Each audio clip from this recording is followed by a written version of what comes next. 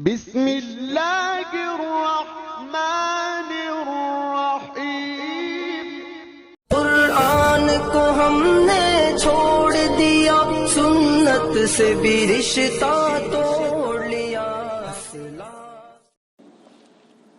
بسم اللہ الرحمن الرحیم۔ الحمد للہ وحدہ والصلاة والسلام علی من لا نبی بعدہ۔ آج دوسرا پارہ تراویح میں پڑھا گیا ہے۔ پارہ نمبر 2، اس میں سب سے پہلے تحویل قبلہ کو بیان کیا ہے۔ حضور اکرم صلی اللہ علیہ وسلم مکہ مکرمہ سے مدینہ منورہ تشریف لائے ہیں تو تقریباً 16 ماہ تک آپ نماز بیت المقدس کی طرف منہ کر کے ادا فرماتے رہے ہیں۔ جب حکم آ گیا کہ قبلہ تبدیل ہو گیا ہے تو حضور اکرم صلی اللہ علیہ وسلم نے پھر بیت المقدس کے بجائے کعبے کی طرف منہ کر کے نماز ادا فرمانی شروع کر دی۔ تو تحویل قبلہ کا معنی ہے قبلہ کا تبدیل کر دینا، قبلے کا بدل دینا۔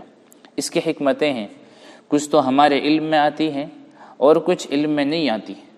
اللہ تعالیٰ کچھ بیان فرما دیتے ہیں، کچھ نہیں بیان فرماتے، تو ہم تو حکمتوں کے پابند نہیں ہیں، جو بیان فرما دیا اس کے پابند ہیں۔ باقی حکمت سمجھ آئے یا نہ آئے، ہمیں تو اس پر عمل کرنا ہے۔ تو حضور اکرم صلی اللہ علیہ وسلم کا قبلہ جو تبدیل ہوا، پارہ نمبر 2 کے شروع میں اس کا ذکر کیا گیا ہے۔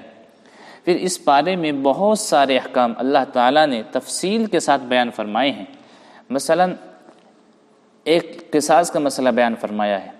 اگر قصاص کے مسئلے پر عمل درآمد ہو جائے تو آپ یقین فرمائیں قتل ناحق کے دروازے بند ہو جائیں گے۔ آج جس کا جی چاہتا ہے وہ کسی کو گولی مار دیتا ہے، کسی کو چاقو سے قتل کر دیتا ہے، اور جہاں پر قصاص پر عمل ہو تو وہاں قتل ناحق کے دروازے بالکل بند ہو جایا کرتے ہیں۔ دوسرا مسئلہ وصیت کا مسئلہ بیان فرمایا ہے۔ اگر وصیت پر عمل کر لیا جائے اور وصیت کو سمجھ لیا جائے تو بہت بڑا ایک خاندان کا مسئلہ حل ہو جاتا ہے۔ وصیت کس مال میں کرنی چاہیے، وصیت کن کے لیے کرنی چاہیے، یہ تفصیلی احکام ہیں، لیکن قرآن کریم میں پارہ نمبر 2 میں وصیت کا مسئلہ بیان فرمایا ہے۔ تیسرا جہاد کا مسئلہ بیان کیا ہے، اور چوتھا مرتدین کی سزا کو بیان فرمایا ہے کہ جو شخص مومن ہے پھر وہ ایمان کو چھوڑ دیتا ہے اور کافر ہو جاتا ہے، مرتد جس کی سزا قتل ہے تو مرتد کی سزا کو بیان فرمایا ہے۔ یہ بات ذہن نشین فرما لیں کہ مرتد کو سزا دینا ہر انسان کے اختیار میں نہیں ہے کہ جس کا جی چاہے مرتد کو قتل کر دے، مرتد کو گولی مار دے، تو یہ ہر انسان کی بس کی بات نہیں ہے، یہ اختیار ہر ایک انسان کو نہیں ہے۔ پانچواں مسئلہ بیان کیا، عورت کے ساتھ حالت حیض میں ہم بستری کرنا ناجائز اور حرام ہے، اس کو بیان فرمایا ہے۔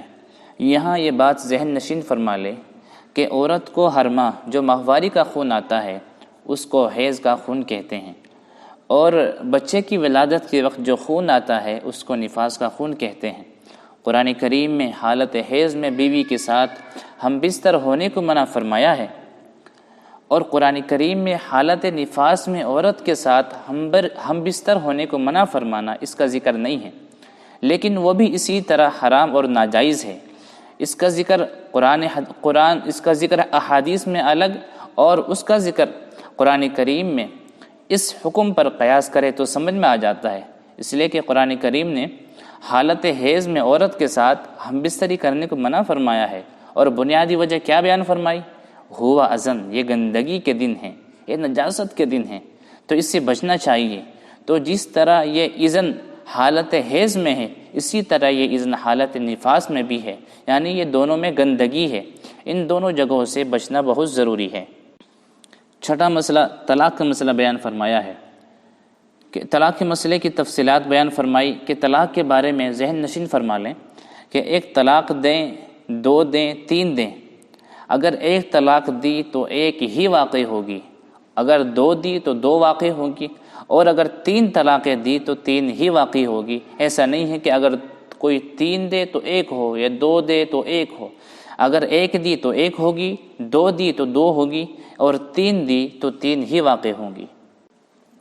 7واں مسئلہ عدت کا مسئلہ بیان فرمایا ہے کہ جس عورت کو طلاق ہو جائے اس کی عدت کیا ہے، اس کا شوہر فوت ہو جائے تو اس کی عدت کیا ہے۔ یہ عدت کا مسئلہ، یہ عدت الگ الگ مواقع میں الگ الگ وقت کے لیے ہوتی ہے۔ اگر کوئی عورت ابھی بالغ نہیں ہوئی اور اس کو طلاق ہو گئی، اس کا پہلے سے نکاح ہو گیا تھا تو اس کی عدت الگ ہے، اور اگر کوئی ابھی تک نکاح نہیں ہوا لیکن بالغ ہو گئی اس کی عدت الگ ہے۔ تو عدت کے جو مسئلہ ہے وہ الگ الگ ہے حالات کے اعتبار سے، تو اس کی تفصیلات علماء سے معلوم کر سکتے ہیں جس کو یہ مسئلہ پیش آ جائے۔ 8واں مسئلہ ہے رضاعت کا مسئلہ، دودھ پینے کا مسئلہ۔ اس پارے کے آخر میں اللہ رب العزت نے حق کے نمائندے طالوت اور باطل کے نمائندے جالوت، ان کا واقعہ بیان فرمایا ہے۔ جالوت کے پاس طاقت بھی ہے، کثرت بھی ہے، فوج بھی ہے۔ حضرت طالوت کے پاس طاقت بھی کم ہے، فوج بھی کم ہے، باوجود اس کے اللہ تعالیٰ نے ان کو فتح عطا فرمائی، اور قرآن کریم نے ضابطہ بیان فرما دیا کہ کم من فئۃ قلیلۃ غلبت فئۃ کثیرۃ باذن اللہ۔ کتنی باتیں، کتنی مرتبہ طاقت میں چھوٹی ہوتی ہیں، گنتی میں کم ہوتی ہیں، لیکن اللہ کی مدد ان کے ساتھ ہو تو اللہ ان کو غلبہ عطا فرما دیتے ہیں۔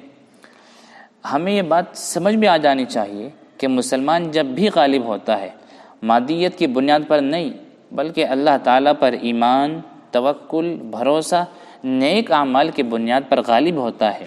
اللہ تعالیٰ ہمیں اپنی ذات کا توکل نصیب فرمائے، اپنی ذات کا بھروسہ نصیب فرمائے، اعمال صالحہ کی توفیق نصیب فرمائے۔ وآخر دعوانا ان الحمد للہ رب العالمین۔